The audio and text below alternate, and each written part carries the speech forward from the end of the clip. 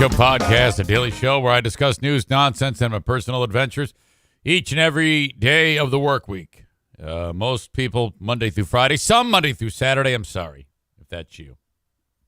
Welcome.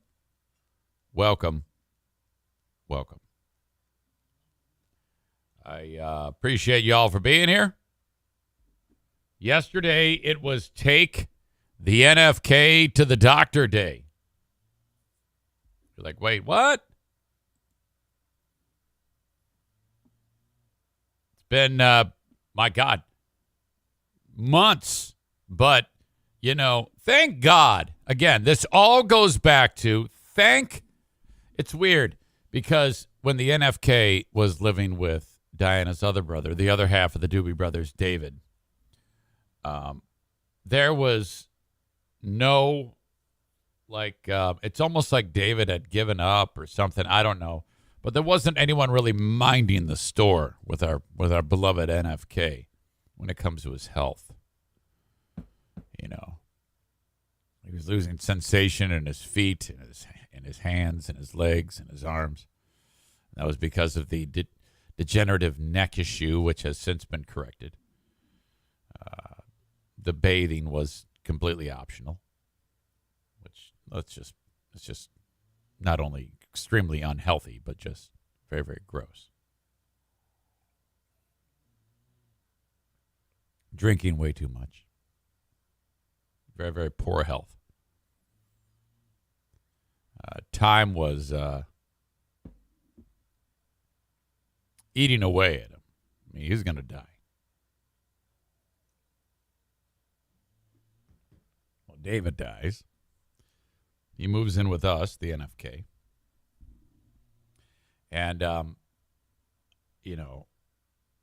Diana's like, well, we got to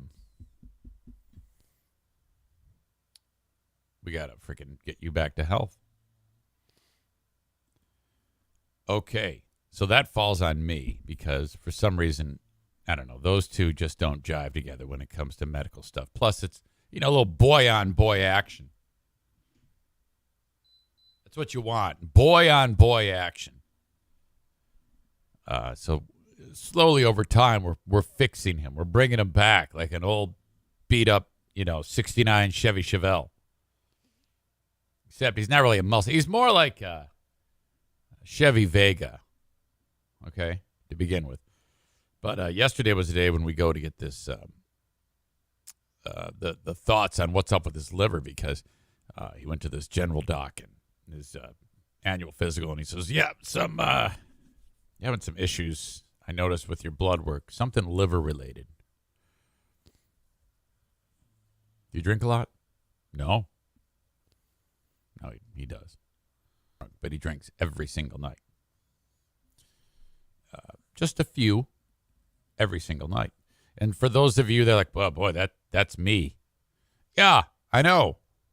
This is what booze will do to your liver in a lot of cases. So this freaking ultrasound reveals abnormalities on the liver. Sets up yesterday's visit to a liver specialist. And now here's the thing with the NFK. He oftentimes forgets why he's in the room. So I say to him, because the first thing they often say when you walk into a physician's office is they'll say, so why are you here? What's the problem? Now, to him, there's no problem. Either that or he forgets. So basically, he just kind of like, whenever they ask that, he's like, I don't know. He said I should be here. And he gets all standoffish, just like that. So I'm expecting that. And that always makes the doctor like, well, what the fuck? I mean, so I want to avoid that. So we're in the waiting room. I go, so Kevin, the reason why we're here is because, and I tell him everything I just told you. To avoid this awkwardness. We sit down. Doctor walks in. She's got with him a resident dude who's finishing up his education as a same type of doctor, but early stages of his career, residency. She goes, Mr. Kim here is going to ask you some background information questions. I'm working with Mr. Kim today. And then he'll relay that information to me as part of his. Is it okay if he is in here? Yes. No. Or yes, of course, no problem. And so they're working in tandem here, these two docs. Dr. Kim sits down. He's talking to and he asks, so what brings you in here today? And I'm thinking, well, we got this covered. No, we don't. Because Kevin goes, he starts doing the fucking hand, gets agitated immediately, 0 to 100. And I said, under the advice of his primary care physician, some blood work was a little abnormal, led to some imaging, which produced results that showed some abnormalities on the liver. Thus, we are here. Okay. But Kevin has this tendency, whenever anyone like this person starts asking questions, he immediately gets pissed off. Simplest questions. How are you? What's the trouble? You experiencing just very basic shit. And he just gets fucking defensive as fuck. Now, I haven't had to do yet what I ended up doing. Going into yesterday, I'd never had to actually intervene. Yesterday, I did intervene. Because this guy, he doesn't know Kevin. And so he's just getting medical history and asking him questions. And so the topic of medicines you're taking comes up. And Kevin explains he's taking this anti-seizure medication. Oh, are you having seizures? No, I haven't had a seizure in 25 years. He starts yelling at him. I'm like, oh, no. And then the guy asks about seizures again. And Kevin goes, seizures are B. We're here for A. He's like using illustrations and showing things with his hands, just like I'm doing right now. And I go, can you excuse us for a minute? I'm actually doing the can you excuse me card. I go, Doc, can you give us 1 minute? And he goes, sure. Doc gets up, walks out. I turn my chair to him. And I go, Kevin, he is getting information that he needs for his job to treat you better. Answer yes or no without moving your body. Do not scrunch up your face. Don't yell at him. Answer his questions calmly. Do you understand? Yeah. Okay. No problem. No problem at all. Fuck. Thought I had this taken care of. Doc comes in. Kevin starts answering his questions as best as he can, and we proceed. Doc gets all sorts of information. Dr. Kim leaves. Dr. Kim goes and talks to Dr. Bartnick. Dr. Bartnick is the queen of the forest when it comes to endocrine glands, liver, things like that. Doc also did by the way, the doc says to me, he goes, and who are you? Why are you here? I go, I am the eyes. I said, I am the taxi and the ears of this operation. Sometimes things don't get processed the way they should with our old buddy, the NFK. So that's why I'm here. Are you his caregiver? Yes. Okay. So then he lays Kevin down and he's pushing on his belly. He's looking at his hands. And he's looking for telltale signs of full-blown cirrhosis, I find out. And Kevin has none. None of those things. So we come to find out. So then after that all ends, this doc, Dr. Kim, walks out. He She goes and talks to the main doc, who then comes in. And she basically has all this information, and she does the same type of physical tests on him. So she's just basically validating what the resident has already figured out. And they're, I concur. Did you ever see that movie? What was that movie? With DiCaprio, when he's like brilliant and he fucking pulls a fast one on Tom Hanks. Catch Up to Me. What the fuck was that? It was great. It's a great movie. I concur. Do you concur? I concur. They all concur. Catch me if you can. So then, back to Dr. Kim, though. Dr. Kim was like, no judging. This is already after Kevin's bitten his head off. No judging here, but how much alcohol do you drink? Couple. Okay, how much specifically? 2 or 3? How often? Every day. Now, I think doctors know that if people say a couple or 2 or 3, that usually means like 10. But he actually does only drink like 2 or 3 a day, every day. Has it always been that way? He goes, I don't know. I mean, he's kind of like being evasive, the NFK, about his drinking. So right away, I'm thinking, this is what they're going to park on. This is the big snake in the grass right here. Doctor number 2 comes in. I concur. And she does all the tests, and she goes, okay, let me explain this to you here. Now, she was awesome because, first of all, she's really cute. And I think the NFK was smitten. And he was ready to listen to her. She goes, typically with cirrhosis, there's 2 type of explanations. One, the first one I'm describing to you is not you yet. That is, you're going to die in 2 or 3 years. Your liver is shot, and there's no turning back. She also goes on to describe how the liver works. She goes, it's one of the few organs that regenerates. So, like if person A donated a piece of his or her liver to person B, person A's liver would grow back, and person B's new liver chunk would grow into a full liver. That's awesome. How great is that, But with cirrhosis, the injury that it causes to the liver, it just causes scarring. Liver never recovers. You die. That's it.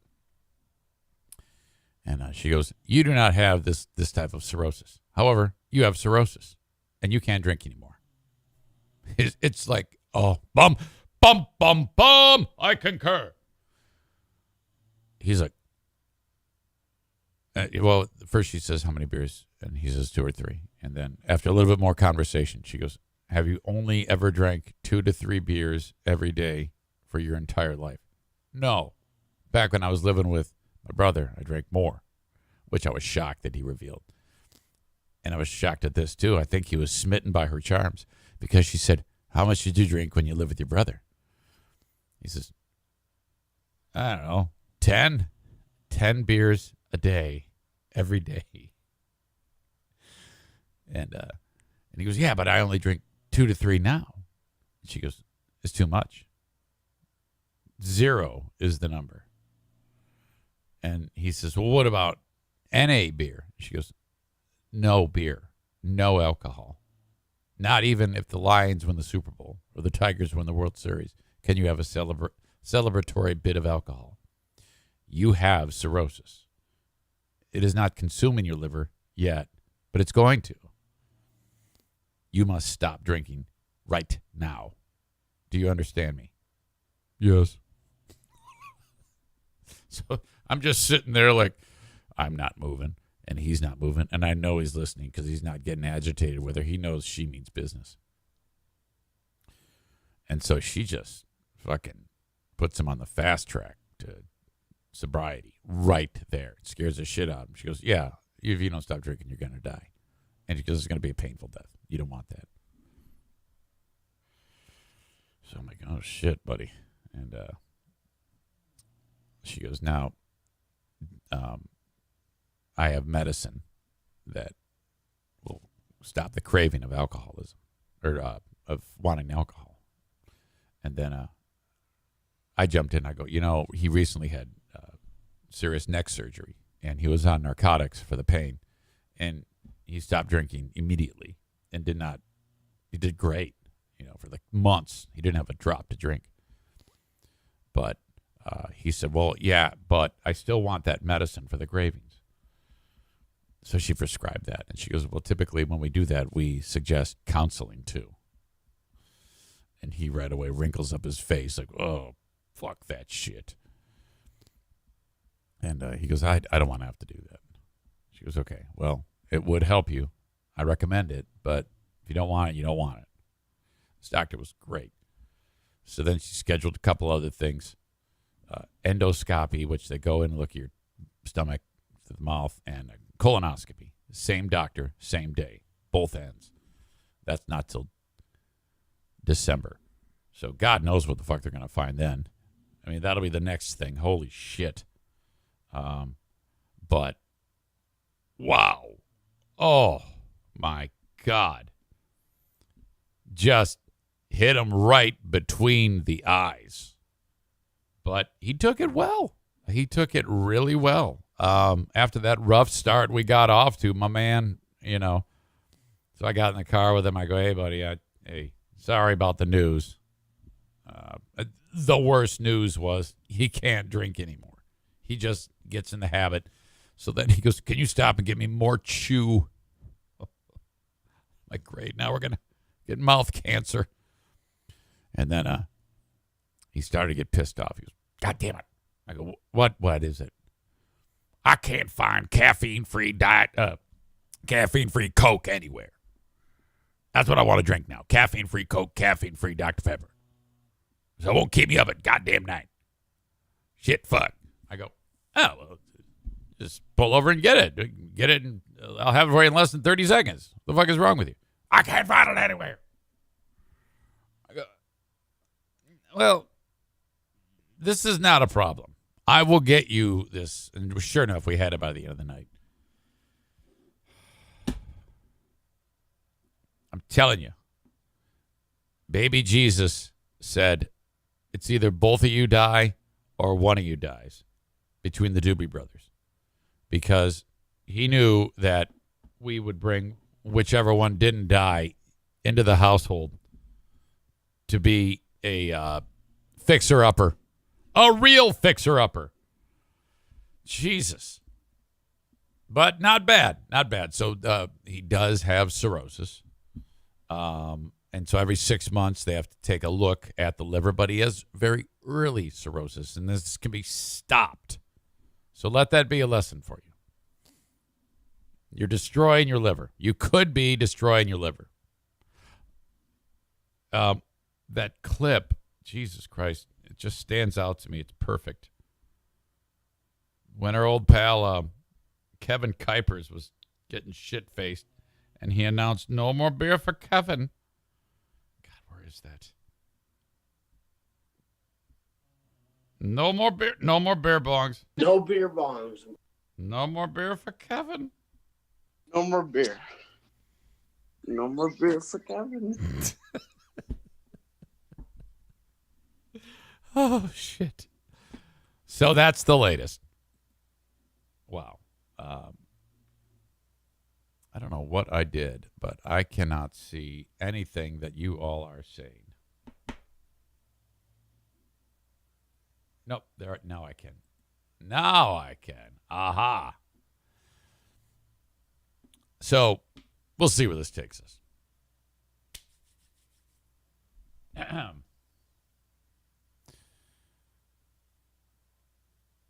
Heineken makes one that says 0% on the front label. Yeah, we're just going to skip it. 0% alcohol. Pugs on the Wing is trying to get me to implement pot into the game plan for the NFK. Nah. I think generally we're just going to keep it at caffeine-free Coke. Runner Girl says that explains why Kenny hasn't been banned yet today. No, I always want to ban Kenny. He just talks too goddamn much. what's interesting about Kenny is every single day, like clockwork, he says the same damn thing. He always complains that Twitch did not tell him that the damn show was started. And I don't know if he thinks that if he announces it, anyone will start to care, someone will start to care, or it will correct itself. But that's how it goes with Kenny. If it pops in his brain, he's going to tell us all. And then we all scratch our head like, why the fuck are you even talking?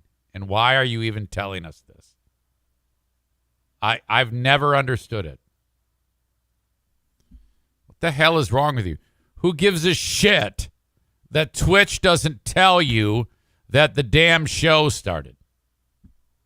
What makes you think any of the people enjoying this show, listening to whatever the hell I'm talking about, gives a shit about you and your stupid fucking Twitch notifications? Have you ever thought about that? You are a pain in the ass. Make no point. There's no gray area there. You are absolutely a pain in the ass. And just for thinking about it, it annoys me. So I'm going to delete you for the day. No, I'm going to delete you for 10 minutes. I'm going to time you out for 10 minutes just because you deserve it. No one gives a shit about Twitch notifications, dumbass. Eat 10 minutes. Well, I didn't get my Twitch notification. Shut up. God. So annoying. Say something that's worthwhile. God. What a pain in the ass. And it's like, you know what makes a person a pain in the ass? When I look at like the column of comments, and it's always the same person. It's like 15 to 1. Always. Every day. Okay? So this is what I want you to do. When something pops into your pea brain, 9 times, don't type it. On the 10th, you can type it. So that you make like 3 or 4 comments a show. That's it. Not 400. That's what you should do. You should set that up as a goal. Divide the show into 4 half-hour segments. And you get 1 comment per half hour. I wish I had the ability to set that up so that it could time out where you can only make a comment every 30 minutes. That would make me so happy. Aram says, I don't know why he's beating up on his favorite listener. Yeah, Aram, you're right there with him. Okay? You are right there with him. Because it's annoying. Again, it all boils down to half of my problems on this planet with this show are with fucking people on the comments. It's always been that way. It's just too goddamn much. I would love to be able to interact with you people, but all I see is fuckface Kenny on there every goddamn show. Jesus. This is what got all of the problems with that whole bunch of fucking losers. I finally had to say, shut the fuck up, and then they got all butthurt and left. That was part of the crux of all of this. Well, it's going to happen again. Shut the fuck up. God. Why do we have to have this conversation so often? Unbelievable. All right. Nevertheless, we roll on from the Bald Renee's Hardware Fear Bunker studio. If you're following the show on Facebook, Twitter, and YouTube, thank you. Please, though, I'm going to cut you loose. You got to follow on Twitch, twitch.tv/Eric Zane Live. As always, you can download the show wherever, the audio podcast, wherever you download shows. Just search Eric Zane Show Podcast, and you can get it on demand. And, of course, on Twitch, you can always watch the show after it finishes. Watch the replay on Twitch. So with that in mind, I'm going to send you folks on your way, Facebook, Twitter, and YouTube. Facebook and Twitch. Brought